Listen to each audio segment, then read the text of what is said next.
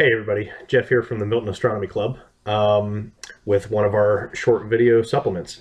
One of the main reasons that I decided to do these short, brief videos for Facebook or YouTube, wherever I end up putting this, is that every single time I leave the library after one of our presentations, my head is just filled up with all the things that I missed or didn't get to explain more clearly, or would have liked to talk to, but just ran out of time, as I always do, of course.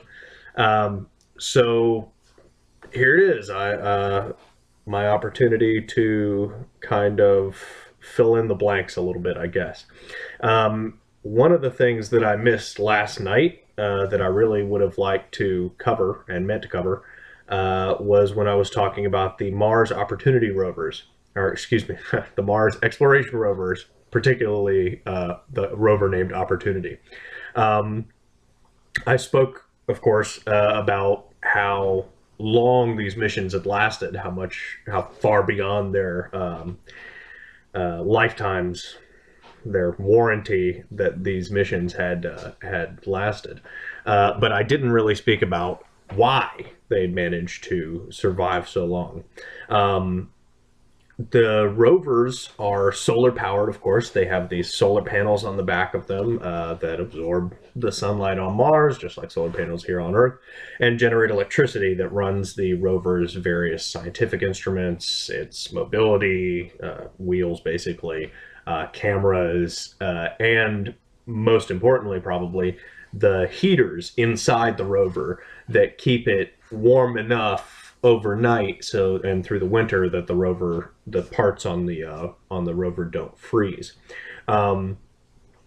Now, part of the suggested lifespan of the rovers, when they were calculating that at the beginning of the mission, was the notion that dust would build up on the solar panels on the back of the rover and eventually choke off the sunlight and basically the power, and the rover would steadily lose power over time as more and more dust built up on these solar panels. Mars is a very dusty place, of course. A lot of wind, so that dust gets blown onto things. And, sure enough, if you look up a picture of the Curiosity rover today as opposed to when it landed, it was pristine white when it landed, and it is very, it's covered in reddish brown dust and dirt today. So this mission scientists suspected that, that dust would accumulate and accumulate, and the power level would dip over time, and the rover would eventually starve itself of power, no longer be able to run the heaters, and basically freeze to death overnight. But obviously that hasn't happened. The rover has managed to last 12 years into a 90-day mission. So why is that? Well, probably the major reason that the rover is still with us, and that Spirit, the other rover, managed to last as many years as it did, is that the rovers experience periodic DCEs, or dust cleaning events.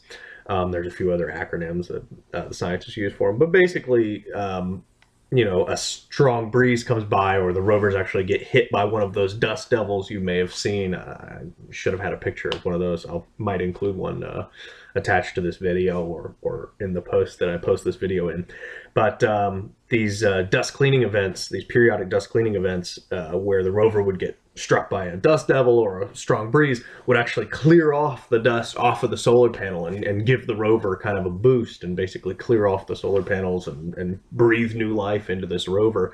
The mission's been extraordinarily fortunate in that regard. In fact, last year, I believe, perhaps the year before, the rover experienced one of the strongest dust cleaning events that it's had in its entire time on the surface of Mars. And actually right now, the Opportunity rover probably has cleaner panels than it's had almost since it landed, and is getting, consequently, more power for the rover than almost since it's landed. Which, more power equals more everything on a space mission. That's more energy to run the scientific instruments, more energy to move the wheels, you can drive farther, operate the cameras longer, keep the rover warm overnight, and everything else.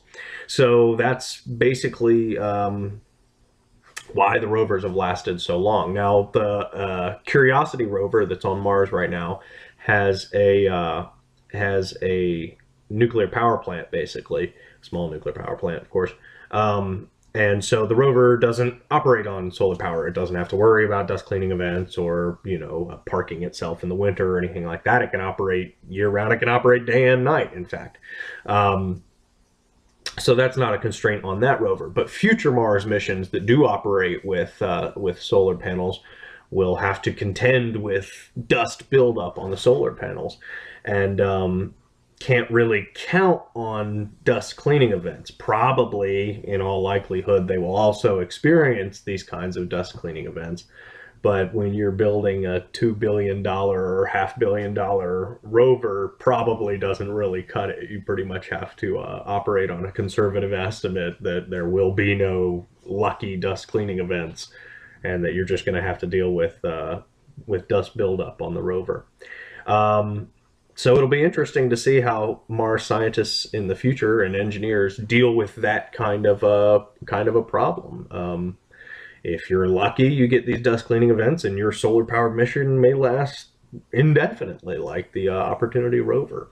Or you can go with a nuclear-powered rover like Curiosity, and you don't have to worry about that, but you've got a set lifespan for the rover. Plus, it's difficult and expensive to get a hold of nuclear material even for these kinds of missions. So that's my first supplemental video. I hope you all enjoyed it. Hope you'll all tune in for the next one with the baby on the way. I'm gonna try to pound out a couple of these over the next couple of months while I'm taking my little hiatus, but I absolutely look forward to seeing all of you again in July, and hopefully getting some more of these videos out. Thanks, everybody. Bye.